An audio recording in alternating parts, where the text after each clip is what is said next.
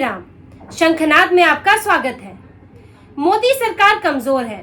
मोदी सरकार कड़े फैसले नहीं ले सकती। इस कार्यकाल में मोदी सरकार सिर्फ गठबंधन सहयोगियों को खुश करने में ही निकल जाएगी और कोई कड़े बड़े फैसले नहीं ले पाएगी। लोकसभा चुनाव के नतीजों के बाद कुछ ऐसा ही कहना था कई लोगों का। विपक्षी पार्टियां मजाक उड़ा उड़ा कर यही बातें कह रही थी, लेकिन अब मोदी सरकार के कदमों से ही इन्हीं लोगों की परेशानी बढ़ी हुई है। इनकी बेचैनी बढ़ गई है, क्योंकि जिन्हें ये कमजोर कह रहे थे, जिन्हें ये कड़े फैसले ना लेने वाला कह रहे थे, अब वो ऐसे फैसले लेने वाले हैं जिनसे इनकी मुश्किलें बढ़ जाएंगी और अब ये दुविधा में पड़ जाएंगे कि करें क्या। अपने वोट बैंक को खुश रखें कि दूसरों की भी चिंता करें, क्योंकि वोट तो दूसरे भी देते हैं। जिससे आज से ही कांग्रेस, सपा, राजद, टीएमसी सबकी नींदें उड़ी हुई हैं। और ये फैसला है वक्फ बोर्ड को लेकर, क्योंकि वक्फ बोर्ड के दिन अब पुराने हो गए हैं। अब वक्फ बोर्ड पुराने समय की बात होने वाली है, क्योंकि जल्द ही इसका खात्मा हो जाएगा और देश को इससे मुक्ति मिल जाएगी। क्योंकि वक्फ बोर्ड के जरिए जो लैंड जिहाद चल रहा था, और ये आज से नहीं चल रहा था, ये चल रहा था जब से वक्फ बोर्ड बना है 1954 में प्रधानमंत्री नेहरू के समय पर। तब से इसका जो लैंड जिहाद चल रहा है कि भारत की जमीनों पर कब्जा करो और उन्हें इस्लाम के लिए इस्तेमाल करो। लेकिन अब ये मनमानी नहीं चलेगी, क्योंकि मोदी सरकार अब जल्द ही अगले हफ्ते वक्फ एक्ट में जो वक्फ बोर्ड को संचालित करता है उस कानून में बदलाव करने जा रही है। उसमें ऐसे संशोधन लाने जा रही है जिससे जो वक्फ बोर्ड की असीमित शक्तियां थी वो अब सीमित होकर रह जाएंगी। अब वक्फ बोर्ड का मतलब ही खत्म हो जाएगा और धीरे धीरे आगे चल के पूरा वक्फ बोर्ड ही खत्म हो जाएगा। ये तो बस शुरुआत है और ऐसे संशोधन आने वाले हैं। 40 संशोधन जिनको कैबिनेट ने, जिन पर चर्चा हुई है, उनको लगभग मंजूरी मिल ही गई है। अब उनको अगले हफ्ते इस विधेयक को पेश कर दिया जाएगा, संसद में आ जाएगा, लोकसभा राज्यसभा में, और उसके बाद वक्फ बोर्ड की ये जो मनमानियां थी वो खत्म हो जाएंगी। और इसीलिए आप देखेंगे कि बड़ी चिंताओं का दौर लगा हुआ है। बयान आ रहे हैं कि वक्फ बोर्ड तो सिर्फ एक रिलीजियस तरीके से, एक धार्मिक तरीके से, मजहबी तरीके से जमीन की सुरक्षा करता है, जमीन का इस्तेमाल करता है, लेकिन क्या क्या इस्तेमाल होते हैं, कैसे कैसे कब्जे होते हैं, इसको लेकर एक लंबे समय से इस पर सवाल खड़ा हुआ है, इसको लेकर शिकायतें हुई हैं। और इसीलिए वक्फ बोर्ड की जो सबसे बड़ी परेशानी लोगों को झेलनी पड़ती है वो ये कि वक्फ बोर्ड के पास ताकत है कि वो किसी भी संपत्ति को अपनी संपत्ति बता सकता है। देश की किसी भी जमीन को ये कह सकता है कि वो उसकी जमीन है, और उसके बाद जो सामने वाला व्यक्ति है वो साबित करता रहेगा कि नहीं, ये उसकी जमीन नहीं, मेरी जमीन है। और इसके लिए आपको जाना कहाँ पड़ेगा? वक्फ बोर्ड के ट्रिब्यूनल में। मतलब वही जज है जो कब्जा कर रहे हैं, वही जज है। उसके बाद आप इसको सुप्रीम कोर्ट में उसको चुनौती दे सकते हैं, और अब लोअर कोर्ट तो जा ही नहीं सकते, हाई कोर्ट में भी शायद आप एक PIL के जरिए ही इसमें जा सकते हैं। तो इतनी सीमित थी लोगों के अधिकार इनके लिए कि वक्फ बोर्ड तो एक तरह से यहाँ पे उसको जमीनों के लिए तो ईश्वर ही बना दिया कि उसने जो कहा वो उसका हो गया, कि सब कुछ उसका है। और वक्फ बोर्ड की इसी मनमानी को खत्म करने के लिए अब सरकार एक संशोधन ला रही है कि आप वक्फ बोर्ड किसी भी संपत्ति को अपना अगर कहता है तो उसे वेरीफाई करना होगा, उसे सबूत देना होगा, सत्यापन करना होगा कि ये जमीन उसकी ही है। अब आपके सिर्फ कह देने से, नोटिस दे देने से वो जमीन आपकी नहीं हो जाएगी। ये बहुत बड़ा बदलाव होने वाला है। अगर ऐसा होता है तो वक्फ बोर्ड अब जहां मर्जी चाहे उंगली रख के जमीन को अपना नहीं कर सकता। दूसरा बदलाव वो भी इसी से जुड़ा है कि वक्फ बोर्ड की बहुत सी जमीनें विवादित है, और ये विवाद सिर्फ आम लोगों के साथ नहीं चल रहा है, ये विवाद सरकारों के साथ चल रहा है कि सरकारें भी इनके आगे असहाय हो जाती हैं। अगर कोई संपत्ति वक्फ बोर्ड की है तो सरकार का उस पर कोई अधिकार नहीं, जब तक कि वक्फ नहीं चाहेगा, जब तक कि उस बोर्ड के लोग परमिशन नहीं देंगे, चाहे वो जमीन विवादित ही क्यों ना हो जाए। और ऐसी कई जमीनें हैं जो विवादित है, और अब उन पर भी वक्फ बोर्ड को ये साबित करना होगा कि वो जमीन उनकी है। विवादित होने का मतलब ये हुआ कि वक्फ ने उन पर अपना दावा पेश कर दिया, लेकिन बाद में ये हुआ कि वक्फ की नहीं है, दूसरों का भी उसमें दावा हुआ। तो अब ऐसी विवादित जमीनों का भी सत्यापन करना होगा। और इसमें सबसे ज्यादा जमीनें क्या आती हैं? इसमें वक्फ ने सबसे ज्यादा जमीनें कौन सी हड़प कर रखी हुई है? ये है एक एनिमी प्रॉपर्टी, यानी कि जो मुसलमान भारत में रहते थे लेकिन विभाजन के बाद पाकिस्तान चले गए, तो उनकी प्रॉपर्टी यहाँ पर रह गई। उनमें से कुछ ने वक्फ को दी या शायद नहीं भी दी, या उन संपत्तियों का क्या हुआ पता नहीं, लेकिन वक्फ बोर्ड ने उन्हें अपने तहत कर लिया कि ये संपत्तियां वक्फ की हो गई। आखिर ये कैसे वक्फ की हो गई? जो लोग यहाँ से चले गए वो यहाँ एनिमी प्रॉपर्टी है, उनको किसी को दान करने का भी क्या हक है? इसके लिए भी कोई कानून है? वो भी क्या किसी को ऐसे ही दान करके जा सकते हैं, किसी वक्फ बोर्ड को देके जा सकते हैं? वो तो राष्ट्रीय संपत्ति हुई, क्योंकि उसका जो मालिक था वो अब यहाँ नहीं है, वो किसी दूसरे देश का नागरिक है, तो उनको संपत्ति को दान करने का अधिकार कैसे हुआ? क्योंकि ये संपत्ति तो अब राष्ट्र की हुई, लेकिन उसको वक्फ बोर्ड ने ले लिया।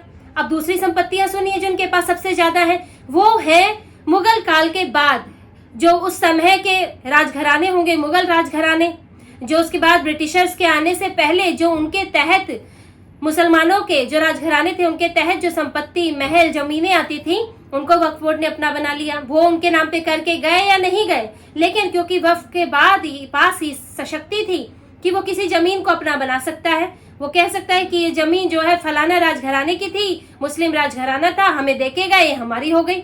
उसको साबित ही नहीं करना है कि उसको देके गए कि नहीं देके गए। सबसे बड़ी बात यह है कि आप कहते हैं कि फलाना जमीन जो है हमें दी थी फलाने राजघराने ने, तो आप ये साबित भी तो करोगे कि उसने हमें दी थी, कोई कागज तो होगा। लेकिन नहीं, इन्होंने कह दिया इनको दी थी तो मतलब इनको दी थी।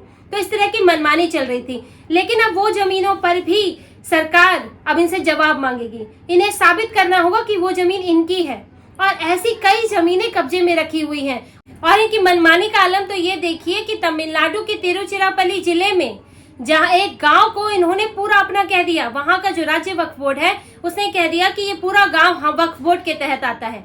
अब उस जमीन का, उस वहां के लोगों का, वहां बने मंदिरों का, वहां क्या होगा? वो वक्फ बोर्ड के तहत आएंगे। अब वक्फ बोर्ड उस जमीन का इस्तेमाल जैसे चाहे कर सकता है। वहां मंदिर रहे ना रहे, लोगों के घर रहे ना रहे, चाहे वहां आगे जाके मस्जिद बन जाए, वहां पर जाके कब्रिस्तान बन जाए, यहाँ वहां पर रोहिंग्या बांग्लादेशियों की कॉलोनियां बन जाए, क्योंकि वो तो वक्फ बोर्ड की जमीन हो गई है।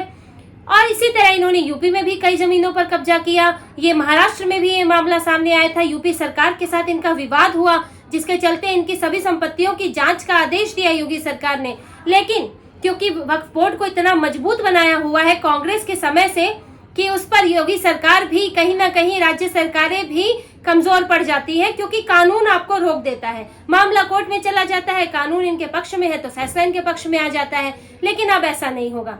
अब जैसे ही ये संशोधन हो जाएगा वैसे ही अब राज्य सरकारें इनसे कहेंगी कि भाई आप साबित करें ये जमीन आपकी है, वरना ये सरकार इस्तेमाल करेगी इस जमीन को।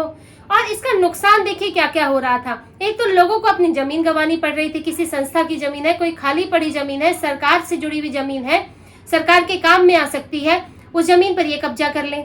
देश में तीसरा ऐसा संस्थान है जिसके पास सबसे ज्यादा जमीन है। इसके अलावा दो देखिए, सेना है, रेलवे है, दोनों की दोनों सरकारी हैं। सेना भी सरकार से जुड़ी हुई है, रेलवे भी सरकार से जुड़े हैं। लेकिन जो वक्फ बोर्ड है उसके पास तीसरे नंबर पर है, जिसके पास सबसे ज्यादा जमीन है। और कितनी जमीन है इसके पास? वक्फ बोर्ड के पास इस वक्त 8,07,000 की संपत्ति है। और अगर क्षेत्रफल के हिसाब से देखें तो ये 9 लाख से ज्यादा क्षेत्रफल बनता है और अलग अलग राज्यों में है। और इसके कारण दिक्कत क्या आती है?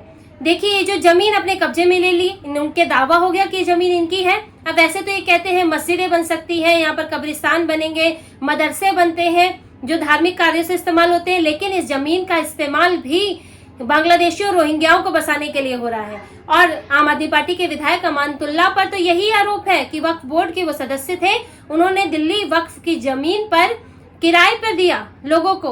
और उन पर यह भी आरोप है कि उन्होंने रोहिंग्याओं बांग्लादेशियों को अवैध तरीके से बसाया। कहाँ से जमीन आएगी? वक्फ की जमीनों का इस्तेमाल इसमें आराम से होता है, कोई पूछ नहीं सकता, कोई दावा नहीं कर सकता। और इस तरह से रोहिंग्या बांग्लादेशी भारत में बसते जा रहे हैं।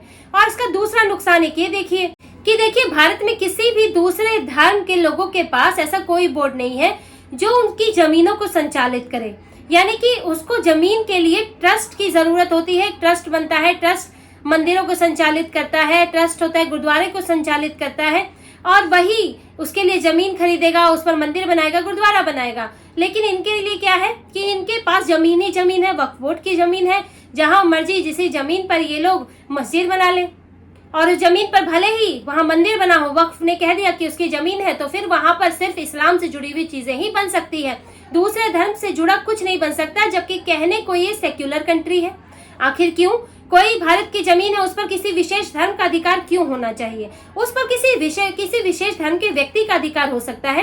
किसी मुस्लिम ने वो जमीन खरीदी तो उसकी है, किसी हिंदू ने खरीदी, सिख ने खरीदी, उसकी है, लेकिन किसी धर्म की जमीन कैसे हो सकती है कि वक्फ बोर्ड के तहत वो जमीन है तो वो इस्लाम के लिए जमीन हो गई?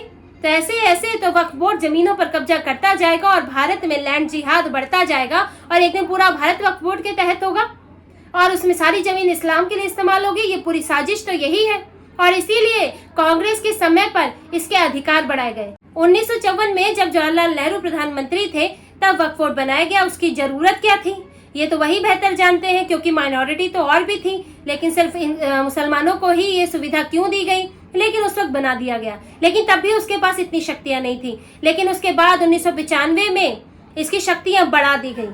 तब इसको और ज्यादा ये शक्ति दे दी गई कि आप राज्यों में भी वक्फ बोर्ड बना सकते हैं।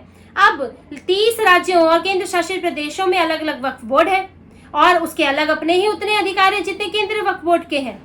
तो उस वक्फ बोर्ड समय 1995 में इसके अधिकार बढ़ा दिए गए। 2013 में भी कांग्रेस की सरकार में तब भी इसके अधिकार बढ़ा दिए गए और इस तरह तुष्टीकरण किया गया कि ये भरा जाता है कि आप वक्फ बोर्ड के अधिकार बढ़ाइए, मुसलमान खुश होगा, मुस्लिमों के जो नेता हैं वो खुश होंगे और आपको मुसलमानों का वोट मिलेगा। और कांग्रेस इस तरह वक्फ बोर्ड के अधिकार बढ़ाती गई और अब आलम ये है कि राज्य सरकारें ही उसके सामने बेहाल हैं, उसके सामने वो लाचार नजर आती हैं कि वक्फ बोर्ड ने कोई जमीन पर कब्जा कर लिया तो राज्य सरकार भी कुछ नहीं कर सकती। लेकिन अभी मनमानी ज्यादा समय नहीं चलने वाली है, जल्द ही इस पर संशोधन आएगा और बड़े बदलाव किए जाएंगे। एक बदलाव होगा कि बोर्ड की जो संरचना है, जिस तरह से बोर्ड का गठन होता है उसमें भी बदलाव होगा, क्योंकि अभी इसमें विधायक, सांसद शामिल होते हैं, इसमें IAS अधिकारी भी शामिल होते हैं और सभी मुसलमान होते हैं। ये कोशिश होती है, राज्य सरकारें ये तय करती हैं कि इसमें कौन शामिल होगा और कोशिश होती है कि ज्यादा से ज्यादा मुसलमान हो और इसके अलावा बहुत ही मुश्किल है कि कोई और धर्म का व्यक्ति इसमें हो, क्योंकि पूरा मुसलमानों के लिए मुसलमान द्वारा संचालित है ये। तो इसकी संरचना में भी बदलाव होगा। क्या बदलाव होगा ये तो आगे जाके पता चलेगा, लेकिन इस माध्यम से जो राजनीति चलती है उसको टारगेट करने की कोशिश होगी कि अभी वोट बैंक के लिए ये जो तुष्टीकरण के तरीके से जो दूसरे धर्मों का नुकसान हो रहा है, उनकी संपत्तियां छीन रही हैं, उनके साथ अन्याय हो रहा है, उसको रोका जाए और ये एक न्यायपूर्ण तरीके से वक्फ बोर्ड चले, अगर चल सकता है तो। लेकिन देखिए, जैसे ही वक्फ बोर्ड की शक्तियां सीमित होंगी, उसके तहत आने वाली जमीनें कम होंगी और वक्फ बोर्ड के पास धीरे धीरे जमीन कम होती चली जाएगी, तो उसका उद्देश्य क्या रह जाएगा? वक्फ बोर्ड का काम ही है कि आप जमीनों को, जो कि जमीनें वक्फ बोर्ड के तहत दी गई है, उसको संचालित करें, उसकी सुरक्षा करें। और इसमें दान के तहत दी जाती है या फिर ये दावा करके ले लेते हैं। तो वक्फ बोर्ड के पास जब जमीन ही रहेगी तो उसका काम क्या है? वो सिर्फ एक धार्मिक बॉडी बनकर रह जाएगी और कल को उसको खत्म कर दिया जाएगा और ये होना ही है। ये शुरुआत है, आप एकदम से खत्म करना हो सकता है सरकार को मुश्किल लग रहा हो, ज्यादा बड़ा विवाद हो सकता हो या ज्यादा कानूनी पेचीदगी हो, क्योंकि जैसे ही सरकार इसे खत्म करेगी मामला सुप्रीम कोर्ट पहुंचेगा और फिर हो सकता है कि सुप्रीम कोर्ट क्या फैसला दे, कौन जाने। तो इसीलिए सरकार इसका इंतजाम अलग तरह से करने की कोशिश में है कि पहले इसके शक्तियां कम करो, फिर उसके बाद इसको खत्म करो और जल्द ही वक्फ बोर्ड के दिन अब लद जाएंगे और वक्फ बोर्ड का अस्तित्व अब खत्म हो जाएगा। तो इसी तरह की और खबरें और विश्लेषण आपके लिए लाते रहेंगे। हमसे जुड़े रहिए, सब्सक्राइब कीजिए, कमेंट कीजिए। बहुत बहुत धन्यवाद। जय श्री राम।